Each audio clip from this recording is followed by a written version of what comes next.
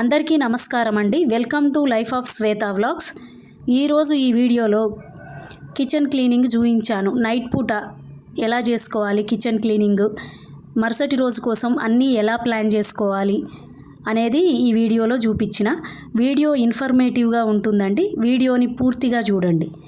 అలాగే నాదొక చిన్న రిక్వెస్ట్ ఫ్రెండ్స్, చాలామంది మన వీడియోలని సబ్స్క్రైబ్ చేసుకోకుండానే చూస్తున్నారు. మీకు గనక వీడియో నచ్చితే ఒక చిన్న లైక్ ఇవ్వండి, అలాగే సబ్స్క్రైబ్ చేసుకోండి. ఇక నైట్ క్లీనింగ్ అనగానే మనకు మొదట గుర్తొచ్చేది అంట్లు తోమడం. మనకు డిన్నర్ అయిపోగానే పడిన అంట్లు, స్పూన్లు, గిన్నెలు అన్నీ పూర్తిగా క్లీన్ చేసి స్టాండ్కి వేసి పెట్టుకోవాలండి. దీనివలన మనకు నెక్స్ట్ డే పని చాలా వరకు ఈజీ అయిపోద్ది. అంట్లు సింకులు అలాగే పెట్టి పడుకున్నామనుకోండి, నెక్స్ట్ డే లేవగానే మనకు ప్రశాంతంగా అనిపించదు. మళ్ళీ అంట్లు కడిగి వంట చేయాలంటే చాలా టైం వేస్ట్ అయిపోద్ది. ఇలా అంట్లు కడిగి స్టాండ్కి పెట్టుకున్నామనుకోండి, డ్రై అయిపోతాయి అంట్లు, ఈజీగా ఉంటుంది. అలాగే స్టవ్ బండ మీద పడినవి మొత్తము క్లీన్ చేసేసుకోవాలి. నైటే మొత్తము నీట్గా క్లీన్ చేసేస్తే అదంతా నీట్గా తడి లేకుండా మొత్తము డ్రై అయిపోద్ది. అలాగే స్టవ్ కూడా మొత్తం క్లీన్ చేసి పెట్టేసిన. ఎప్పుడైనా కానీ తడి అనేది లేకుండా ఉండేట్టే చూడాలి దాదాపు కిచెన్ని. ఎందుకంటే పురుగులు వచ్చే రిస్క్ ఎక్కువ కిచెన్లోనే ఉంటుంది. తడి అయితే ఎక్కువ ఎక్కడ ఉంటుందో దోమలు లాంటివి అలా వచ్చేస్తాయి. ఈ సింకు కూడా అంతే. సింకు కూడా క్లీన్ చేసి పెట్టుకుంటే నైట్ మొత్తం డ్రై అయిపోద్ది. సో ఈ పురుగులు, ఈ దోమలు ఇవి రావడానికి కొంచెం అవకాశం అనేది తక్కువ ఉంటుంది అన్నమాట. కిచెన్ మాత్రం కంపల్సరీ నీట్గా పెట్టుకుంటే మార్నింగ్ కల్లా నీట్గా అయిపోద్ది, తడి లేకుండా ఉంటుంది. అలాగే స్టవ్ దగ్గర ఉన్న సెల్ఫ్ ఉంటుంది కదండి, ఆ సెల్ఫ్ కూడా అన్నిటినీ కరెక్ట్ పెట్టేసుకొని ఈరోజు మొత్తం వంటకు వాడిన డబ్బాలన్నీ కూడా సెట్ చేసి పెట్టేసుకున్నా. చూసిరు కదా, మొత్తము నీట్గా అయిపోయింది. ఇలాగ అనిపించింది అనుకోండి పొద్దున్నే కిచెను, మనకు పని చేయడానికి కూడా కొంచెం ఎంకరేజ్మెంట్గా ఉంటుంది. అది మనకు మనసు మీద పడుతుంది ఆ ఎంకరేజ్మెంట్ అనేది. ఇంకా ఉత్సాహంగా చేయగలుగుతాం పనులు.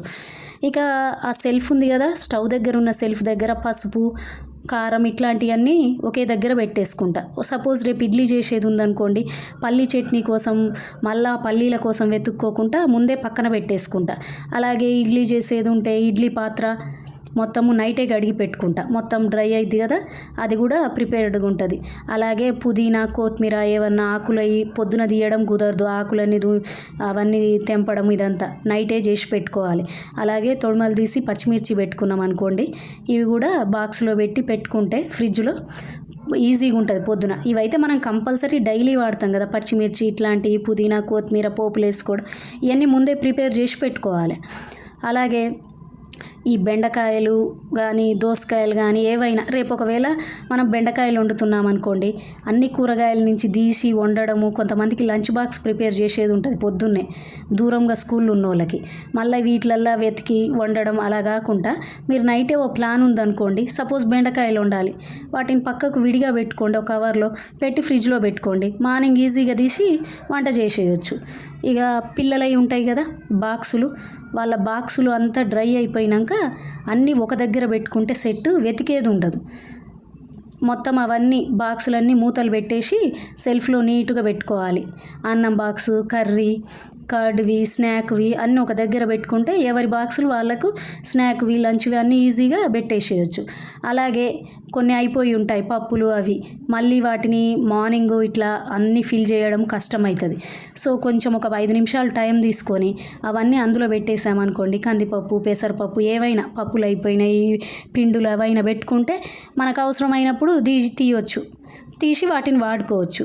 అదే పొద్దున్నే ఇవన్నీ ఫిల్ చేయాలి, వెతకాలి అంటే కష్టమైద్ది కదా, అదే నైట్ మొత్తం ఫిల్ చేసి పెట్టుకోవాలి. అలాగే నేను ప్రీవియస్ వీడియోలో చెప్పిన కదండి, నిమ్మకాయ ఉప్పేసి మొత్తం బాటిల్స్ కడుగుతా అని.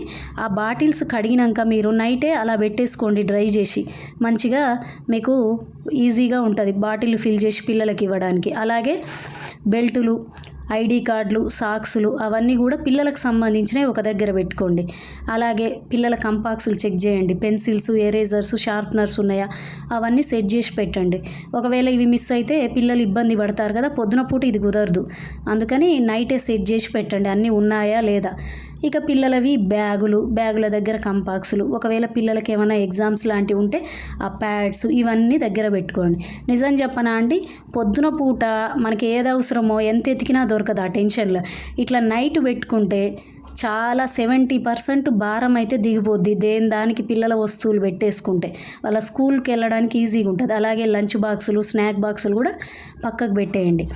అలాగే పిల్లల ఈ బట్టలు ఉంటాయి కదండి, యూనిఫామ్స్ కానీ లేదా నెక్స్ట్ డే సివిల్ డ్రెస్ వేసుకుపోయేది ఉంటే పొద్దున ఐరన్ చేద్దామంటే మనకు కుదరదు, చాలా ప్రెషర్గా అనిపిస్తుంది. అందుకని నైటే మొత్తము వాళ్ళ ఐరన్ చేసే ఉంటే వాళ్ళ బట్టలు ఐరన్ చేసేసి అన్నీ సెట్ చేసుకోండి. అలాగే పిల్లలకు నాప్కిన్స్ తీసుకెళ్తారు కదండి, ఆ నాప్కిన్స్ వెతికే పని లేకుండా నాప్కిన్స్ ఒక దగ్గర, వాళ్ళ డ్రెస్సులు, యూనిఫాము అన్నీ ఒక దగ్గర సెట్ చేసి పెట్టుకోండి, మీకు ఈజీగా ఉంటుంది.